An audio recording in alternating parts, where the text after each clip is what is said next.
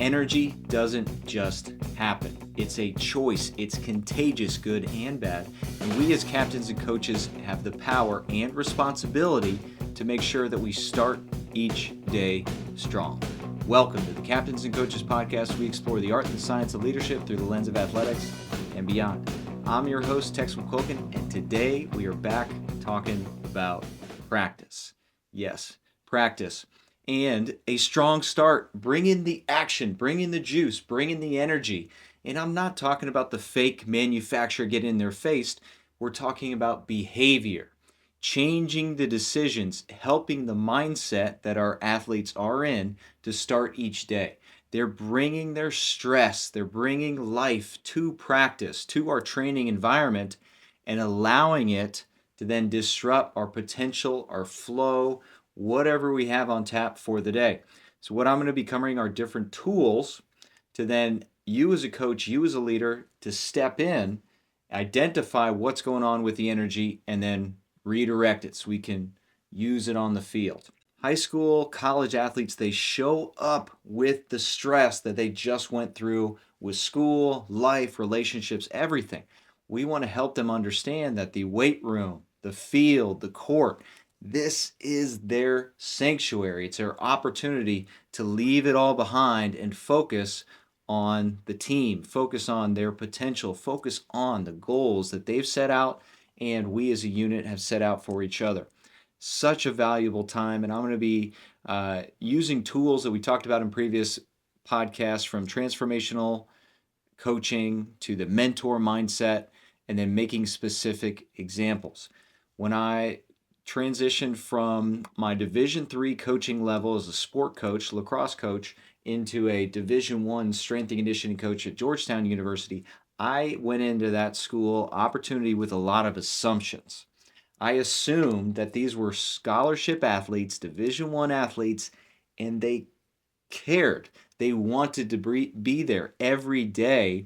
They would bring an enthusiasm to the training. I was way off.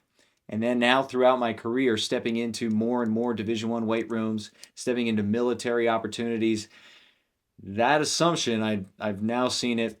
Nope. I, as a leader, I, as a coach, I, as a teacher, presenter, I need to establish the expectation and enthusiasm that we're going to bring each day. So here are some opportunities to change that. In respect to practice or the training schedule, I almost want to lead off with music, whether it's picking a captain or having the team vote and hard charge some energy to select what music we either walk out to for practice or play during our training sessions. During the training sessions, we have different blocks. We got our warm-up block, we got our strength power block, we got our conditioning, our condo. So now I have the opportunity before each of those segments to recharge and bring the music to it. There's also an opportunity to establish what kind of music team we're going to be. And those of you that have played on teams, you understand this. What music are we playing on the speaker that we bring onto the bus? What music are we playing over our speakers at home? One of the most memorable experiences I have as a lacrosse player in college is going to different universities and just listening to the music. At Salisbury, the team walked out with the death march from Star Wars. It was hilarious. They certainly earned that respect. So my senior year, we had one dude in charge of music, great flow, great DJ, and he took a Snickers commercial clip. I'll do you the justice of throwing it in there, where we sounded off the feasting horn before we took the field and ran out. So hilarity. That was more of our team's style for music to get excited than the Darth Vader march walkout song. Who's to say what worked for who? We had some good wins. Salisbury did a lot of good things, if you're familiar with them. But music and setting the tone, great opportunity there. And notice that the coach, you handed it off to the team. That was an opportunity to have some autonomy and get it going each day. I also have the opportunity to start each practice now with some form of relays and sprint.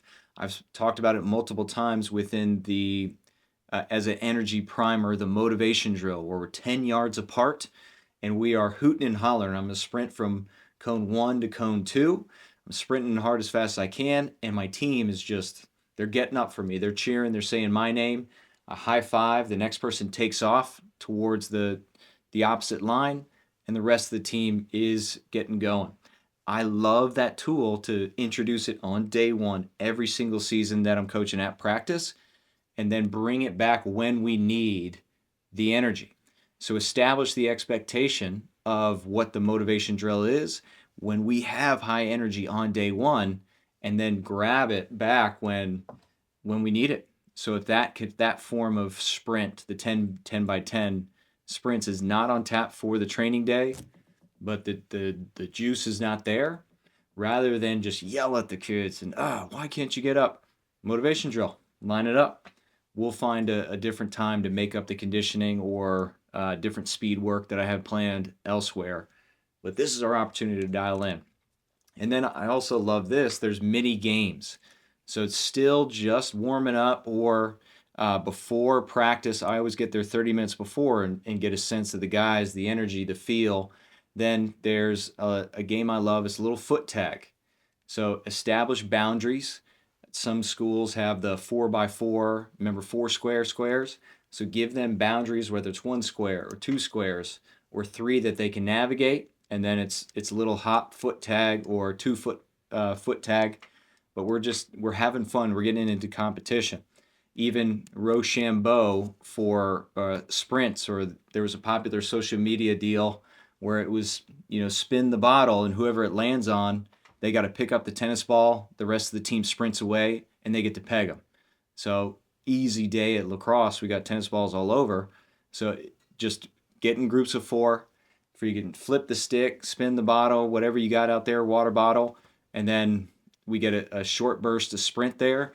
But it's disguised as a competition. It's disguised as a game to get guys hyped and motivated. So those are energy primers mixed into the warm-up or just pre-practice, that if I see guys just not there or body language is out, let's get them back in. And music there. So I always try to be contagious in my energy as well. So if it's down, I feel it's down, then I'm going to try to raise that up positive. So that's in a positive sense. I'll probably get into this at a later podcast, but now, very common practice. Coaches, I know you have the ability to get above the energy, because sometimes when kids bark back and talk back, you come over the top of them. So use that awareness and your power for good here. So instead of just coming over the top for bad things they do, if they're down, come over the top in the energy and enthusiasm that you want to see modeled from them. All right. Now I want to introduce some competitive buy-in. So we had the fun game where it's just pegging each other, but I want to apply points. I want to tap into the competitive nature of the athletes that we're working with. So find different relays, different, our field, we got a track around it. If you have that track, find different small relay races that aren't going to take away what you have from practice. If you're playing on a football field or a basketball court with yard markers, with line markers, let's get into that. So it could be something as simple as a relay race, or you can make it skill-based. If it's a fun way to work in some high-energy horse or trick shots, it gets their body moving, it gets them focused on a task. That same focus and level of attention, that's the expectation I have during practice. It's just I'm trying to teach them something. There's a difference between, I don't feel there's a difference between teaching them something focus and game focus. It's just a matter of how the student athlete chooses to get there. And it's up to me to decide that as a coach. First goal wins type games, where we're just going to go quickly, and then it may be 1 minute, maybe 2 minutes, and finding different ways for first goal wins. Ultimate Frisbee, we got a whole field in my part. We break up the teams. If we get 20 and 20, hey, first touchdown, forget what it is in Ultimate Frisbee, first touchdown wins. Maybe it lasts 1 minute, 2 minutes, and the guys that are winging it, then we can cover a lot of ground quickly, And then that sets a tone for the practice. So find different first goal wins styles, and getting creative in that respect. And then a captain's challenge. I like to call these rabbit drills, where one person is initiating the movements, initiating the sprints, or initiating the drill. An example, if it's, I like to set up cones like 5, 10, 5, but a couple extra cones. So imagine cone 0. Everybody starts on cone 0. Then there's cone 1, 2, 3, and 4. Everybody starts on 0. The captain, the rabbit, has the autonomy to decide when to start the sprint and then which cone to stop at. And it's always minus 5 yards, minus 1 cone finish, like a 5, 10, 5. So if the rabbit up front, they decide to start and sprint to cone 2, that's 10 yards away, then it's minus 5. They're going to sprint to the 5-yard line and finish strong. Or then we rotate. The rabbit goes to the end of the line. We're in groups of 5, and we just get 5 quick sprints out. I can spread them out on the field, or just do one big line. Either way, I'm accomplishing my goal of focus. I'm reacting to something and getting somebody in charge of something that is a decision maker.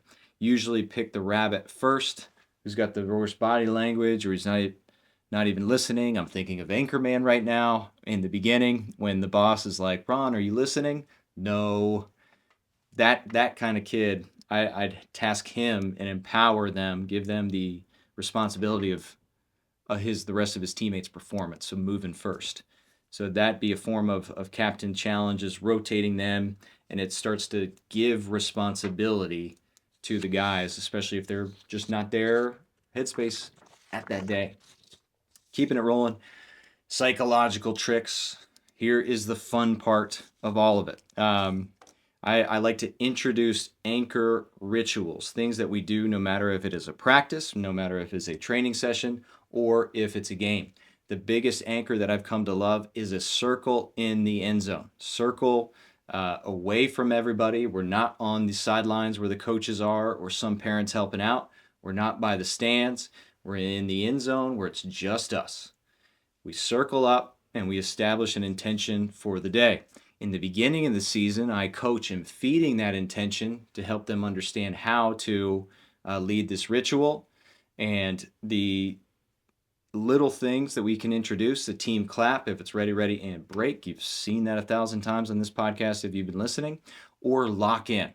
This is where we're in the circle. Sticks are down in the middle of our circle, and we just wrap around each other's arms. Some guys are going over, some guys are going under, and we're all locked in to one team, one unit. That's an example of a anchor ritual that, hey, that means we're getting started and we're locked in. I like the metaphor there. But that's just what I use. So I want you to find an anchor ritual for the team and the energy. And rituals is such a great part of the psychology of sport. Aim to teach them the value and the connection this is to getting into your flow state and being not too high up in your energy, not too low, and just ready to listen, learn, and move. And then on top of that, outside of ritual, there's this surprise factor where we throw in any form of novelty. This is fun. If I have offense and defense, switching sides to start practice today. Offense, you're going over to the defense side. Defense, we're shooting today. Defense, we're doing this. So find some fun way, and I'm not talking about blowing up your practice plan, 2, 3, 4, 5 minutes to get them involved. If you're a defenseman, now you get the opportunity to shoot. If you're a defensive tackle, now you get the opportunity to be the offensive lineman or throw the ball or have some fun within that. So find a fun way to just mixed up rules, mixed up positional drills, whatever it may be, that's novel, it's new, and they have to live in somebody else's shoes for just a few minutes. Fun spark there. And there's also visualization next up. So if we're locked in within my huddle, I like to hand it off to the captains eventually, but if there's some point in the season I need to return to the circle in that end zone, Now I lean into and value visualization. So instead of just coach talking at them, all right, lock in, close your eyes. Here's where we are. We're in the second quarter. We just gave up 3 in a row. Good teams answer. What's our next lineup? What's our next opportunity? How are we going to respond?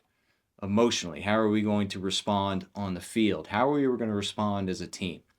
So help them spark visualizations. And at that stage, I am A-okay with a leader walking through. I, as a coach, can paint the picture of the scenario. If a captain wants to start to lead the visualization practice, awesome. If they're not there, or they don't feel confident in that moment, then I, as coach, can help lead the proper walkthrough.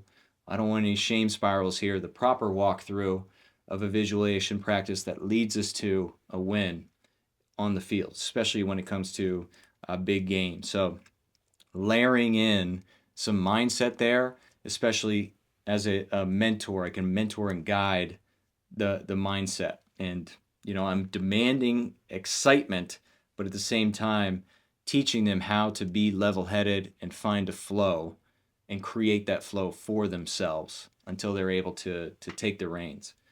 And try, fail, laugh. If we can do that in practice, we're having a great time. Hence the novelty and switching up positions and having fun with it. It allows us to get back to, why is it when I'm playing a different position, it's okay to fail when I'm not mine? Or in my mindset, it's okay for me to fail and then try again and just keep on being loosey-goosey and running, versus I take it too seriously when it's my position, my responsibility. Easing the tension, baby. Chubbs Peterson, greatest fictional coach of all time. So, things to think about. All right, winding down here. I've shared a lot of coach-driven energy and purpose. In practice, I mentioned I show up 30 minutes before. I'm just there. I'm just being myself, being high energy. I'm talking to them about their day or what's going on outside of school. So being that thermostat in there. And I mean, you can tell, you spend enough time with individuals, you start to see when they're off. And being off is okay. They now need a mentor to step in. And I'm not telling them to not feel, suppress down, shut it off, and go out there and play. I'm allowing them to understand that this is our sanctuary now. We can be free. Being free to make mistakes, to try to give that effort, is not suppressing and shutting down. It's discovering tools that work to solve the problems in life, whether socially, relationship wise, with authority, trying, failing, getting back up again. All of those opportunities we have in life, how we should act, we're learning to do that on the field, in my mind. As long as I'm there as a mentor, leaders are there as mentors to help guide and shape them versus shame them. So helping them understand that we have this opportunity, and I, as a coach, am there to lead it. Usually when the energy and the enthusiasm is not contagious, there is a wall there. And this is where storytelling comes in.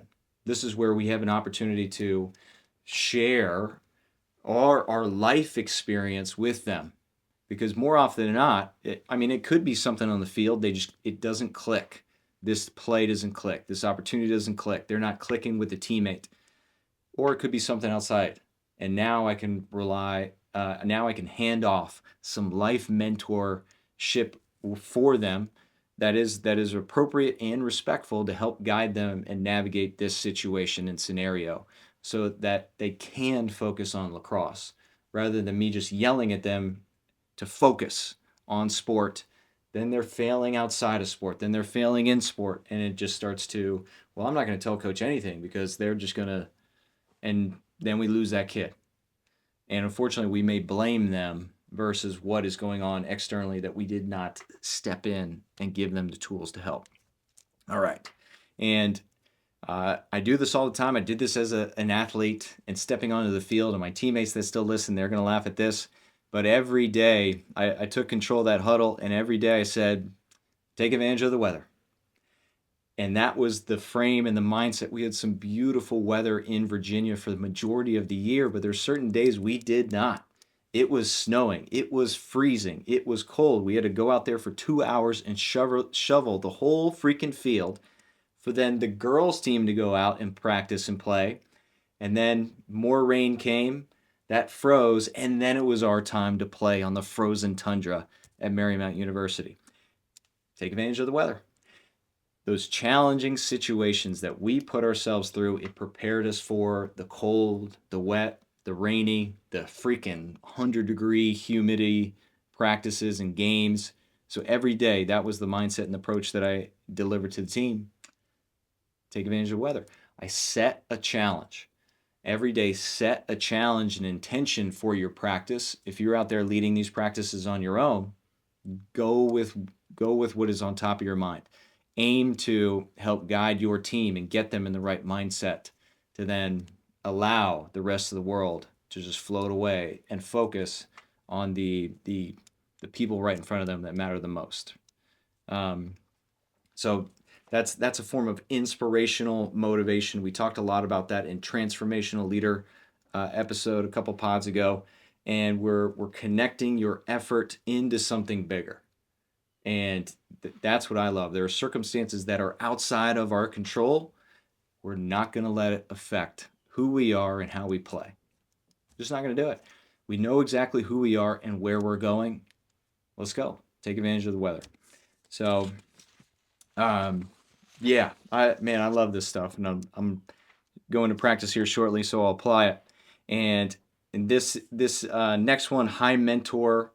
I want you to think of this as building, don't break. Not bend, don't break. Build, don't break. What does not kill us makes us stronger. So we're incentivizing and applying energy. And I'm finding different criticisms externally, and it may be internally. I'm finding different criticisms externally that the different scouting reports. So I'm doing my homework. I'm well connected within my sporting community. So finding out what other coaches are saying about our players, and I'm using that as fuel for them. So finding a way to help build them up. And I'm not just telling them somebody said this, I'm telling them what was shared about them, and then exactly all the work that they've put on and done, and to turn that into a strength. Maybe it's not yet a strength. Then we're going to lean into their strengths, and that's going to counter what they think they're coming with for you. So finding different ways to build and not break, and we're reinforcing that competence. That's a little what I did there. All the work that they've put in for this moment. It is your time. Everything, every stress, every breakdown, every injury, every moment, every rep that you put into it has led you to this moment. We are here, and we're focused on one goal. Kicking ass, whatever it may be. So finding ways to help reinforce all of the work that they've done and how competent they are, which then leads to confidence. And then just teaching through competition. So I as a coach, I need to expose them to the stress level that I will have during games. So it's finishing practice with intensity. So they see the intensity that I will be bringing during game time. They'll feel it, they'll hear it in the huddles, in the hammered expectations where I give them 1, 2, 3 things to focus on, and then get them out into the field. And then I hold them accountable for those things. And if they make a mistake, hey, we're going to rotate somebody in there, even though we said you're going to do 5 reps. You made 1, 2, 3 mistakes. You're out. Here's what you're going to do the next time. Okay, and send you back in. So aiming with the intensity that I will have during a game, introduce it during practice. And that's going to help them understand the intensities that coach brings to practice, that coach brings to games, that I want them to also bring to games. It's not barking and chirping at each other negatively. No, it's high expectations. And if somebody makes a mistake, we're going to correct it, and then we're going to redirect it and use it on the field. All right. So we talked about music. We talked about mini challenges, foot tag. the spin the bottle game where we got to pick up a tennis ball and peg them. So little things like that. They're gimmicky, they're fun, and it's going to work until it doesn't. I suggest mixing those in, not relying on them. Just keep them in your back pocket. Maybe try it early in the season, but lean more into the transformational aspect of this, where we are building purpose. We are expecting them to fail. It's inevitable. Failure is inevitable during the season. You're not going to go undefeated. So how can we help prepare them with purpose for those strifes and challenges that they're going to have? Creating the vision, giving them visualization practices, locking in as a team and leaning on each other, and then introducing the fast pace and the intensity that coaches will have during practice. I made it again. Mistakes are okay. The intensity that coaches will have during games, so when they are met with that level, we don't get the fight, flight, or freeze. We also don't get shut down because we MF them during practice. No, they know the intensity. They can listen to what we have to say and then go apply it. So we can manufacture excitement. There's a lot here. I want you to try spiking the energy with these tools. Let me know in the comments, YouTube or Spotify, what tools you have to just bring somebody up and out of a funk, to forget about the day and focus on the opportunity and practice what's in front of them. Take advantage of the weather. That's our show. Guys, I encourage you to head to captainsandcoaches.com, subscribe to our newsletter. It's more articles, more expanding, more research on what I'm talking about here during the podcast and having fun along the way. We got some gear coming out, a lot of exciting stuff, courses, and fun. I will also say this on the podcast, because I'm about to take a trip up to Notre Dame. I've got an amazing opportunity to sit down for a round table with the Notre Dame football strength and conditioning staff. If you have a question, hit me on Instagram. What do you want to know? Lauren Landau, Fred Hale, his whole crew. What do you want to know of what they're doing with perennial national championship contender from the preparation side? I'll also be interviewing one of the lacrosse sport coaches. And guess what? They're working with the same people, which is why I love that school and following both programs closely, is because the team is a multi-sport factory, both teams. Cool. That is our show. Thank you for tuning in. See you next time. Thank you for helping us raise the game.